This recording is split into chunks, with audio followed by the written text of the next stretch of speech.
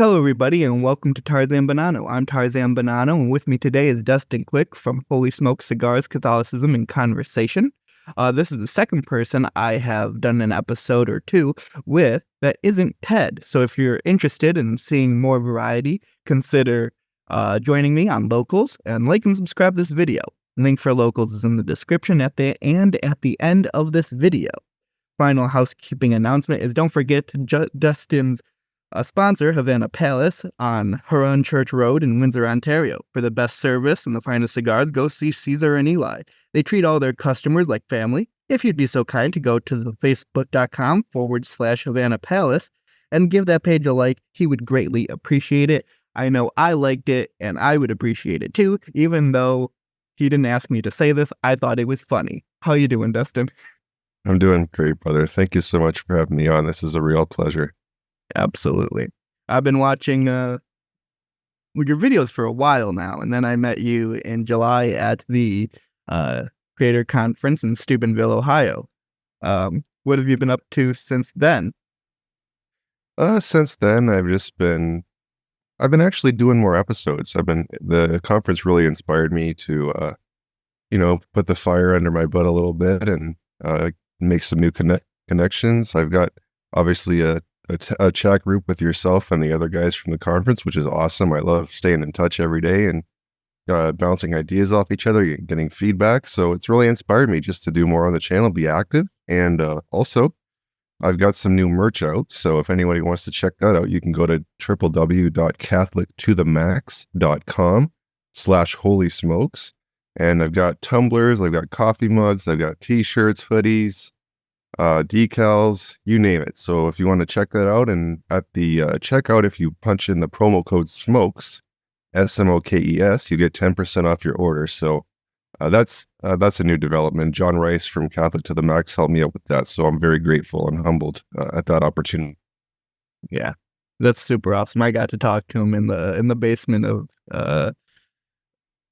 what's it called? Chesterton's. Yeah, Chesterton's. And maybe I'll hit him up for that. I think it'd be cool if, I don't know if you do, because I haven't been to Havana Palace myself, if you had your own cigar line. Because I feel like that's the natural development for Holy Smokes. maybe one day. Let's hope. That's a goal. Yeah.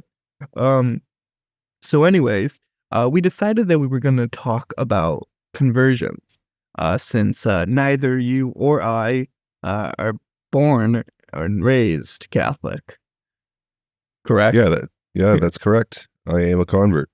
Yeah. What was your background before? So I was baptized as a baby in the Catholic Church. Okay. I didn't grow up with any Catholic formation. My mom's side is Catholic. My dad's side was, I would say, sort of non-denominational, / Pentecostal. And that's how I grew up. So I just had a Catholic baptism. I didn't do any of the sacraments, and I was raised nominally Protestant. My dad's side were pastors. My grandma was a pastor, and she aided my grandpa, who was also a pastor, and they went around preaching the gospel, spreading the word of God. And my grandma and grandpa were very early influences in my life and were very important to me. And my grandma's still with us today. And one of the things I admire about her is she taught me a great love of sacred scripture. I've never seen somebody's Bible in such tatters, but she keeps hers with her, and it's falling off all over the place. And she can, cite scripture and verse like nobody's business. And the example that she has of intercessory prayer for people and witnessing to people is also very inspirational to me. So she's been important to me in my life for sure. Yeah, I do have to ask, because you said Pentecostal. How wild were your services growing up? Slaying in the spirit. So I've seen some running around, some flag waving. Holy Spirit fire in the aisles. Any of that? Yeah. Stuff like that. Yeah. Yeah. It was a wide range. They weren't really, I would say, committed to a denomination, but it was kind of more just that side of things. Charismatic. The gifts, yeah. We would call them charisms. Right. But, that's life. And so that formed your view of Christianity, obviously. And did that, what's the word? It formed your view of Christianity. Did it form your spirituality? Because I know I was baptized as a baby in the Catholic Church, but even saying my family was nominal doesn't mean that it actually made me think of Christianity in any way. Well, our stories would be very similar then, brother. Although I did have a Catholic baptism and a very strong influence from my grandparents, it didn't stick. It didn't stick. I didn't catch the fire. I didn't develop and garner what we would call a personal relationship with Jesus. God was more of I don't know. I don't want to say it to sound trite, but kind of like I viewed him as a vending machine or a protector in times of trouble. So I would pray occasionally if somebody were to ask me, did you accept Jesus as your Lord and Savior? Of course, I would say yes, but it didn't really have any implications for my day-to-day life. I just sort of tried to fit in with my peers. I think that was more of the focus for me because I have a disability. I have cerebral palsy. So growing up, I was just trying to be like everybody else in the midst of surgeries and rehab and therapy and all that. I was just trying to catch up and make sure nobody noticed what was wrong with me. So that was more of my focus than anything else when I was younger. Yeah, you just want to keep your head low and have that wish genie whenever needed. Mm-hmm. Just in the pretty background. much, yeah. That's a good way to put it. Yeah. What was the did you go, when you converted, did you go straight to Catholicism or did you go back to what your family was? Well, I don't want to jump. I just want to make sure I know where we're heading with the story. Yeah, I definitely did not go to Catholicism. No. Okay. Or Protestantism for that matter. Oh, where'd you? Okay. So yeah, other religions first. Yeah, so it's weird how it kind of happened, right? When I was in around first year university, maybe a bit before, I started getting into hip hop music, and I took a lot of my, I don't know, because it was countercultural and edgy. I listened to some conscious stuff, and like the old school Grandmaster Flash, The Message, I wouldn't say that old, but like old Wu-Tang. Yeah, that's old. I mean, that's good, but it's old, but not as old as I went. Like Wu-Tang, Mobb Deep, that kind of stuff. Yeah. So I listened to this one guy, Killah Priest. He had this song called Basic Instructions Before Leaving Earth. And the acronym was Bible. So it was really catchy. And he was trying to drop some wisdom in this track. And he was saying how Black people in North America are the descendants of the lost tribes of Israel, particularly Judah. Oh, Black Hebrew Israelites. Black Hebrew Israelites, exactly. So I kind of imbibed that theology, and I started. I was never a full-fledged member. I don't think I could be either.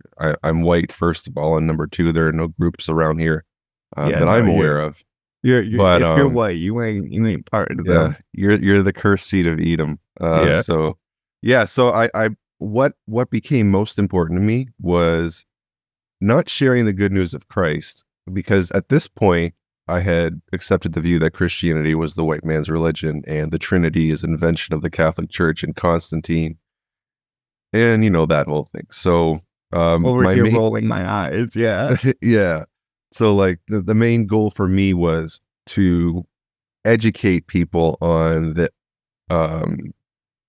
the folly of the white Jesus, and you need to go back to the Old Testament, read the Old Testament, stop eating pork. And that was my kind of push or impetus behind sharing things with people. It wasn't Jesus died for your sins and he's the second person of the Trinity and he rose again from the dead. That wasn't really at the forefront of my mind or focus at that time. But so you were preaching their view to people. Yeah, pretty much. I think it's funny because basically in what you're preaching, you're saying that you yourself are not going to make it, but you have to do it anyway. I think there was some sort of caveat they made for people who took their faith seriously and it was in their heart. I mean, like maybe they could be saved kind of thing, but it was an exception, not the rule. Yeah.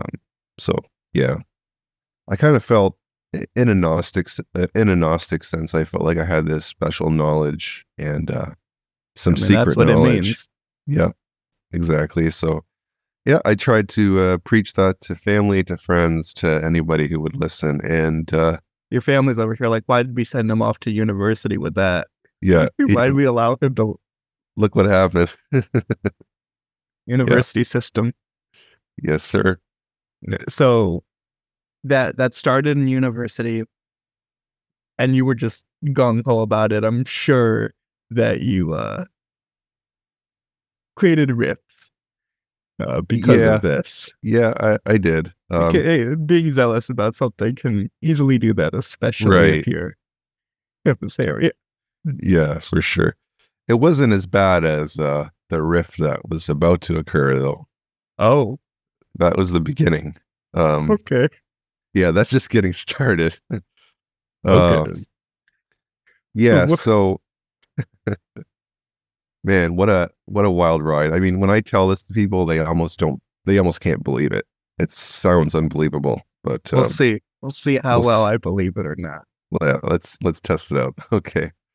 So from there, the war in Iraq's going on, and I'm taking a lot of these political science / history courses, and I'm getting animated and frustrated about, who I perceive to be the bad guys. And not to get political, I'm just reiterating what my stance was at the time. So like I saw the us versus them, the guys over in Iraq are bad. Let's get the terrorists and all that. So I had a very negative view of Islam, and I wrote an article in my university's newspaper basically denouncing Islam, and it's Islam's fault that there's a war. And I wrote the article in all caps. Like I was really, really angry and impassioned, and I'm surprised they printed it. But I'm surprised you got a grade for it. Yeah. No punctuation. I mean, maybe punctuation, but it was punctuation, but it's not properly written if everything's in all caps. It was all caps, man. I was angry. I was yelling. So, my view of Islam's God, Allah, or just Allah in Arabic is God for Christians and Jews as well. But at the time, I viewed Allah as the Bible's Satan. So I was very antithetical to Islam. I really developed a hatred for what I thought it was and taught. And I, coupled that with 9/11 as well. So I began to, because I had this background in Black Hebrew Israelite theology, I somehow stumbled upon a lecture from the Nation of Islam. This is back when we had real player files, MP3. So I went on this website, on the Malcolm X website, and this is when he was still with the Nation. And so I'm listening to this lecture, and they're talking about some things that are familiar to me as far as, Black people being the original people, white people are like a biological, spiritual deviation. So stuff I've already heard before. But the way they broke down Islam to me was very appealing, and it opened my eyes to kind of a new frontier. So for people who aren't familiar, the term Islam just means submission to the Creator, and one who does that is a Muslim. So they were saying how this is the religion of the original people. It predates any tribe, any nation, any philosophy or philosopher. It's timeless, literally, because what does the universe do? The universe is a Muslim because it submits to the laws and will of its creator. So I'm like, oh, okay, this is kind of what I've been looking for. The original people, the original religion. If I can yoke myself to this, I'll be 100% on the truth. So this lecture kind of broke doors down for me and opened new horizons, in a providentially in a good way, but at the time not so good. There was a problem, however. There was the Nation of Islam and Orthodox Islam. So mainstream Muslims would not consider the Nation of Islam orthodox in any way, shape, or form. There's so much I could go into on the nation's theology. I actually did my master's thesis on Elijah Muhammad, and I defended him. So I have a pretty extensive knowledge of the nation and its theology and history. But in a nutshell, so the black man as a whole and one particular individual who sits on a council of elders or gods is God. And the one who is supreme in knowledge, wisdom, understanding, and power is the Allah of that age. And he sits in the seat of the supreme judge, and everything is subject to him, including the council of the gods. They're all subordinate to him. And he worships the originator, but he's also God himself. So there's some father-son dynamic in there, but the white man was essentially artificially created. So there was part of way of being that was a little bit off kilter and had some bad tendencies. So they wanted to extract this into a physical form, which was the white race, and then overcome and subdue the white race. And in so doing, I guess in a way, mystically eradicate the part of themselves that was undesirable in way and action and thinking, and become resurrected. And resurrected in the sense of having knowledge of self and kind and others and God. This was the resurrection, not some distant event, but it was coming into the knowledge of yourself and yourself as God and the white man as the devil, essentially. Sounds like a lot of Gnostic heresies, just yes, surrounding race this time. Very much so, very much so. And of course, you could see how this would be this would catch on. So 1930 in Detroit is when this guy comes. They call him Master Farad Muhammad, and he's Allah in person. He's the long-awaited Messiah of the Christians and the Mahdi of the Muslims, come in the last days to save his people and to get them to heaven. So eventually there's going to be a war at the end of time where the chariots of the gods, i.e. the UFOs, will come from the mother plane and destroy the white race and its civilization. Did you just add aliens into the story? Well, they're not aliens. They're black men who pilot these chariots of fire, these UFOs. But they use the term UFO. Yeah, I guess in parlance. But they're called baby planes in NOI lingo, and the mothership is where Master Farad Muhammad, he's kind of piloting the thing and driving around and waiting for the time when it's the right time. They're going to unleash and destroy the white race. So this is obviously not Orthodox Islam. Anybody who knows? No, it's not. Not even close, right? No, So for Orthodox Islam, obviously God is incomprehensible. He's formless, and all that stuff. Like kind of like contemporary Judaism, or formless God, incomprehensible. Submit to him alone. He has no partner. So this whole idea of God being a human being, and one that dies at that, and surrounded by a council of lesser gods, would be the worst possible sin you could commit. Called shirk, associating partners with Allah. So they would not consider these guys Muslims at all. So part of it appealed to me because so much of it felt familiar from the Black Hebrew Israelite movement that I could kind of comport and place onto my new direction that I was going. So obviously I didn't agree with, the UFOs, the wars, the inherent inferiority of the white race and stuff like that. And so I took part of their theology, and I wanted to learn more about mainstream Islam, because if I was gonna convert and I was feeling compelled, that's where I had to go. So I somehow had to meld these two worldviews together. So I asked a religious studies professor for a copy of the Quran, and I brought it home and started reading it alongside the Bible, and I was shocked because I'm seeing familiar figures and familiar stories like Abraham, Moses, David, Jesus, of course, The only difference, Jesus being a prophet and messenger, even the Messiah, and called a word of God and the Spirit of God, but not God, not divine in any sense. Didn't die on the cross. It was only made to appear such. And before he could get on the cross and be hurt or die, he was raised to heaven, body and soul, where he will come again in the last days to defeat the Antichrist and the Jews and reign as an Islamic caliph or ruler and usher in world peace. So that was the theology of Jesus in Islam. So, okay, I don't know how I felt about that at the time, but everything else was falling into place.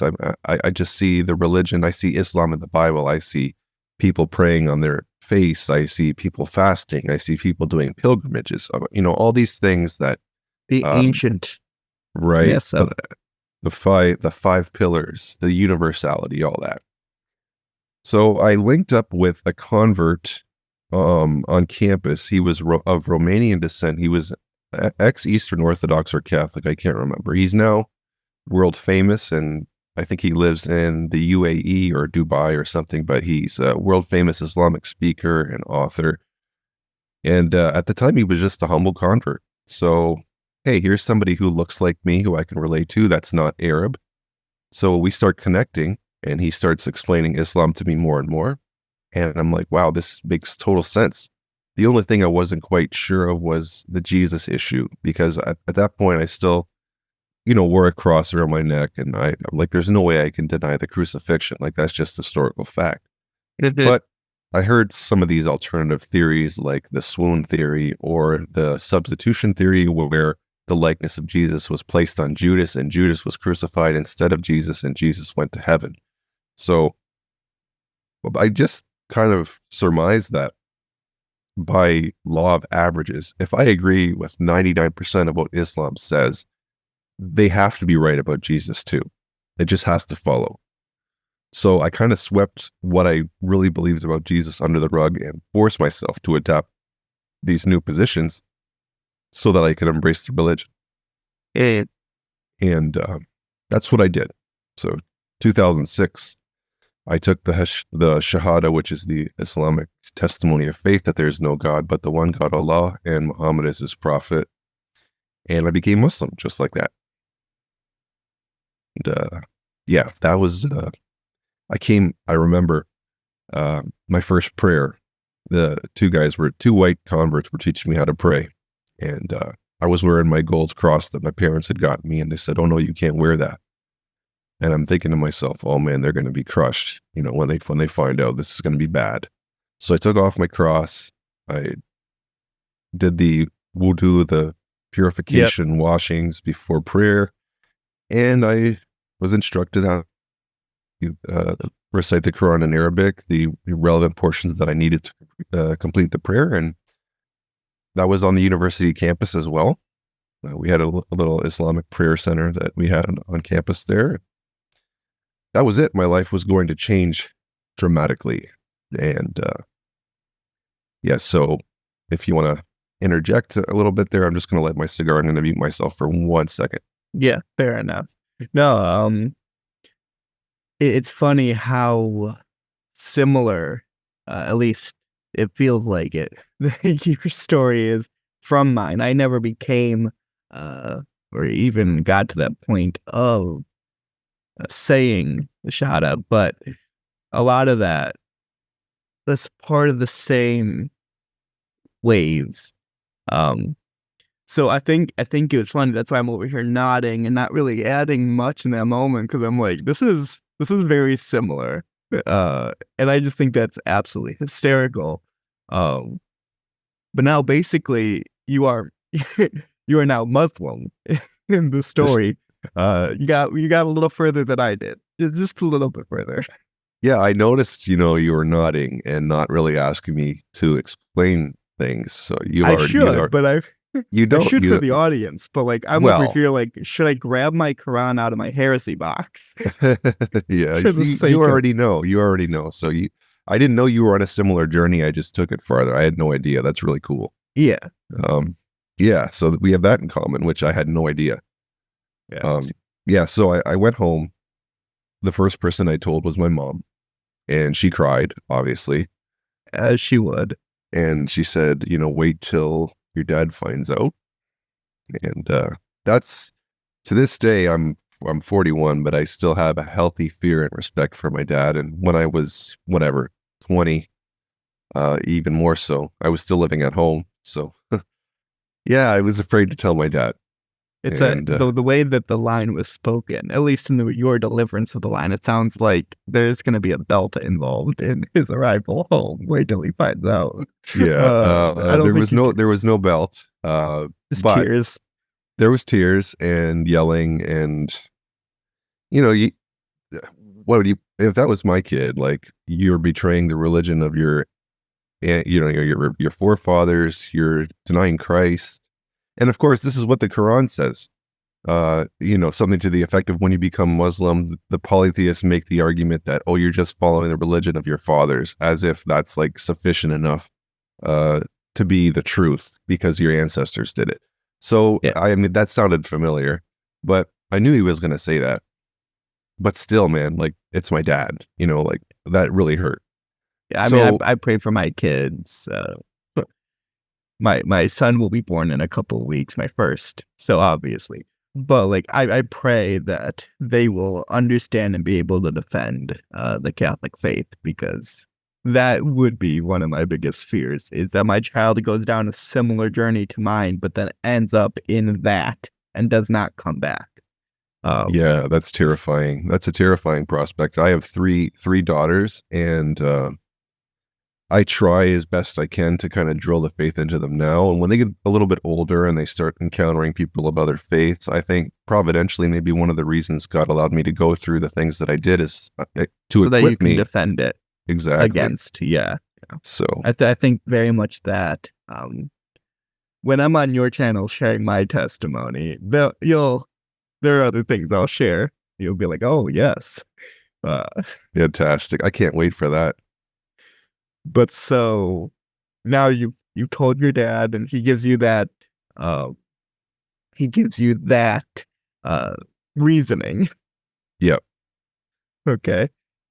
So at that point, I've got like the Quran under my bed, Islamic materials under my bed, and when sort of nobody's looking, I'll close my door, I'll read, and I'll pray, and I'll just try to be as inconspicuous about it as I can. And sometimes my parents would walk in the room and see me praying, and I'd have to stop, and your prayer doesn't count if you stop, so yeah, I had to do it over again. It's very, if I could describe Islam, it's very much like an Arabian form of rabbinic Judaism. There's a lot of emphasis on purity laws, on do's and don'ts and stuff like that, right?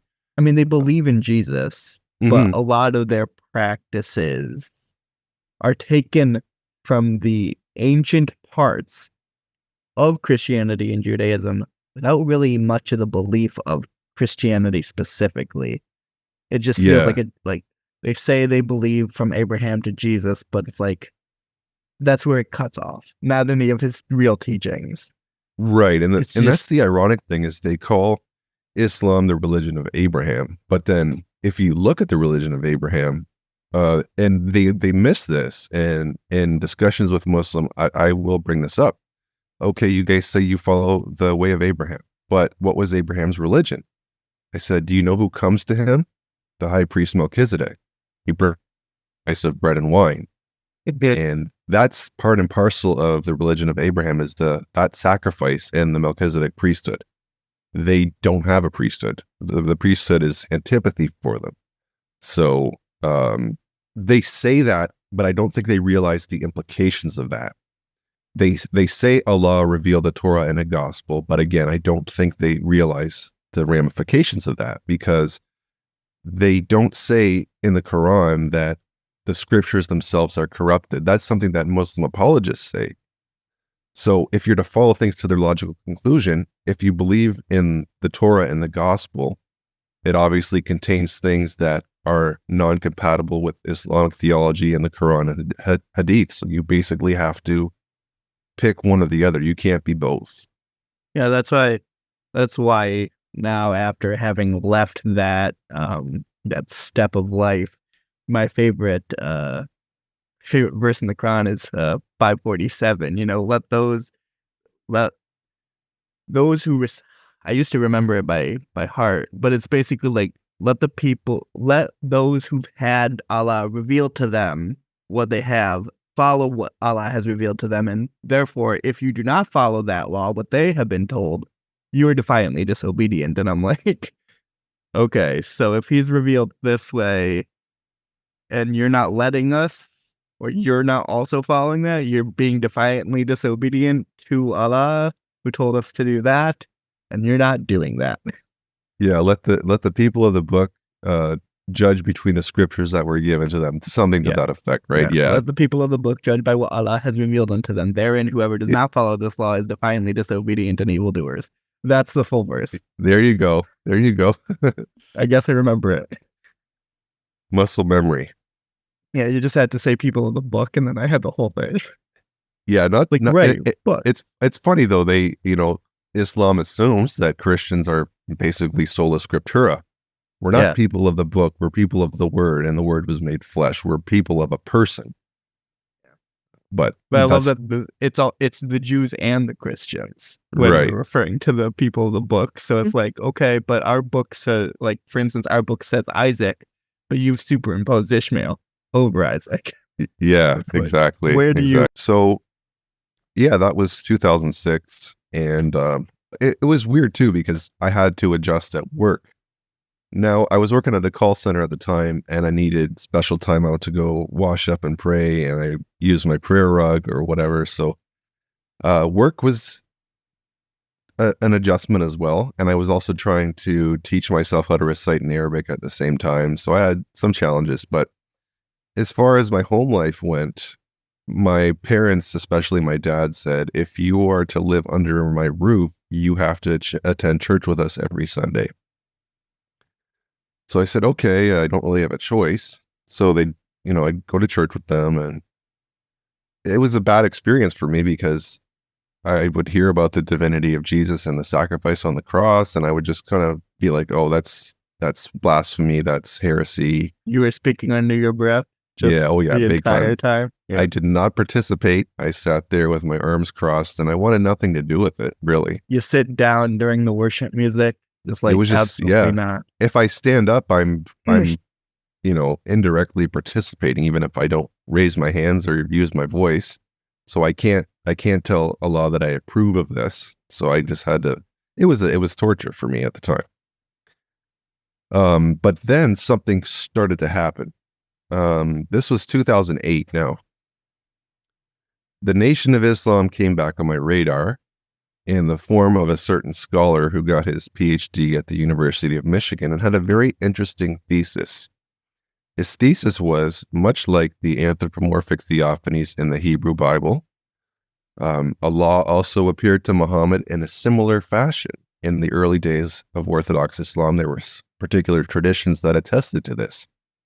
And I said, okay, well, that's kind of a surprise, because I was always taught that's something that the crazy Christians believe, but Muslims would never say God appeared in human form. How can you say that? So I'm reading this dissertation. I'm watching a lecture called The Bible, the Quran, and the Secret of the Black God. So this scholar has taken it upon himself to vindicate the teachings of the Nation of Islam, not only theologically and logically, scientifically even, but from a history of religions perspective, to show that, the Black God is the primordial religion, and the worship of the Black God is the primordial religion and true Islam. He was like my spiritual father in a sense.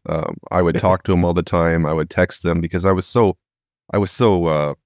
fascinated by the fact that there was this tradition in Islam that had been swept under the rug and nobody told me about it. And it wasn't like some obscure, weak source. It was like one of the main jurists, Ahmed ibn Hanbal, one of the four scholars of jurisprudence of Sunni Islam, had brought out these traditions where God made Adam according to his image. That's number one. And connected to that was Allah appearing to Muhammad in the form of a beardless young man about the age of 30 to 33. and he puts his palm on Muhammad's chest and asks Muhammad, what are the angels disputing about?